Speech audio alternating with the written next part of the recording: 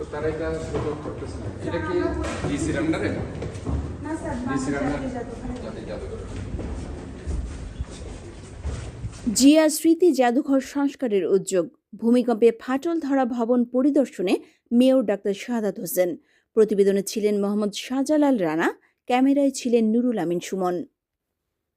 নগরের কাজের দেউড়িতে শহীদ প্রেসিডেন্ট জিয়াউর রহমান বীর উত্তমের স্মৃতি বিজড়িত জাদুঘর সংস্কার করে পরবর্তী প্রজন্মের জন্য সংস্করণের আহ্বান জানিয়েছেন চসিক মেয়র ডাক্তার শাহাদাত হোসেন।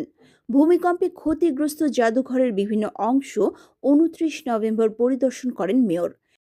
আগামীকাল আসলেও হয়নি যেতে পারবে। এখন স্যার ভিডিওটা আসলে যেটা এখান থেকে যদি করা যায় সেটা একটু স্যার হবে, সেটা মানে দুই দিক থেকে একটা। এ সময় জিয়া স্মৃতি জাদুঘরের প্রশাসনিক ও নিরাপত্তা অফিসার অর্পিতা দাশগুপ্তা জাদুঘরের বিভিন্ন সমস্যা মেয়রকে জানান। তো এটাকে এরা বলেছে এটাকে যদি তারা রিকনস্ট্রাকশন করে সোফার এটা করা সম্ভব। স্যার আমি একটু শাহাদাত বলছি, মেয়র চট্টগ্রাম সিটি কর্পোরেশন।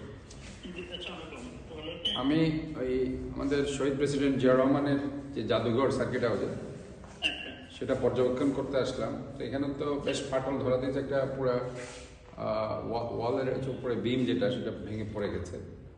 তো আপনি বোধহয় এসেছিলেন, তো আপনার একটা রিপোর্ট বোধহয়। আমি স্যার এসেছিলাম, আমি ওই যখন ভূমিকম্পটা হয় তারপর পরই আমাদেরকে এটা ইনফর্ম করে। তো আমি ওনাদেরকে একটা সাজেশন দিয়ে এসেছিলাম যে এটা আসলে কোনো এক্সপার্ট দিয়ে এবং আমি বলছিলাম যে প্রযুক্তি দিয়ে যদি একটা।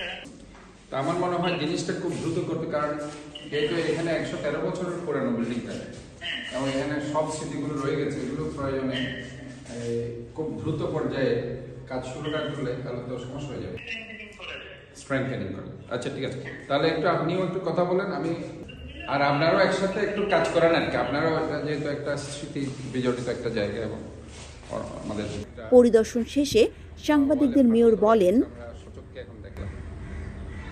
তো এইখানে আমি ইতিমধ্যেই পিডব্লিউডি সহ ঊর্ধ্বতন কর্মকর্তা যারা আছেন এই মন্ত্রণালয়ে তাদের সাথে কথা হয়েছে।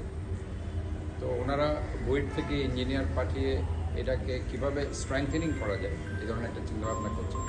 যেহেতু 113 বছরের বিল্ডিং স্ট্রাকচারটাকে সেম রেখে স্ট্রেংথেনিং করে কিভাবে সেটাকে টেকসই রাখা যায়। তো আমি মনে করি যে এখানে অবশ্যই এ ব্যাপারে সাংস্কৃতিক বিষয়ক মন্ত্রণালয় সহ অন্য অন্য যে মন্ত্রণালয় এবং চট্টগ্রামের যে সার্ভিস ওরিয়েন্টেড অর্গানাইজেশনগুলো আছে সবাইকে এটার জন্য এগিয়ে আসার জন্য আমি আহ্বান জানাচ্ছি।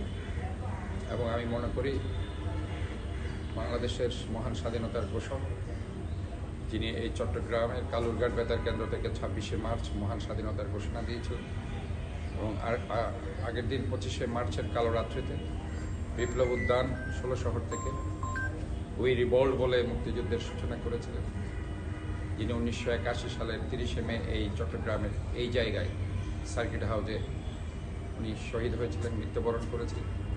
কাজে ওনার এই স্মৃতি বিজড়িত এই সার্কিট হাউস আমরা অবশ্যই সেটা সংরক্ষণ করার দায়িত্ব সবার।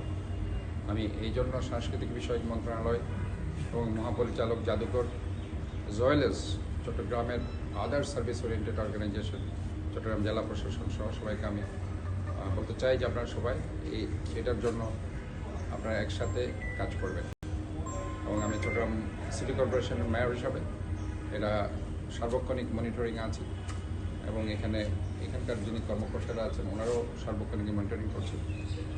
আশা করি অনতিবিলম্বে এটার কাজ শুরু হবে এবং এই স্মৃতি জাদুঘর শহীদ প্রেসিডেন্ট জিয়া রহমানের এটা অবশ্যই আমাদের নতুন প্রজন্মের যারা আছে নেক্সট জেনারেশন তাদের এই যে ইতিহাস, স্বাধীনতার ইতিহাস, মুক্তিযুদ্ধের ইতিহাস, সেক্টর কমান্ডারের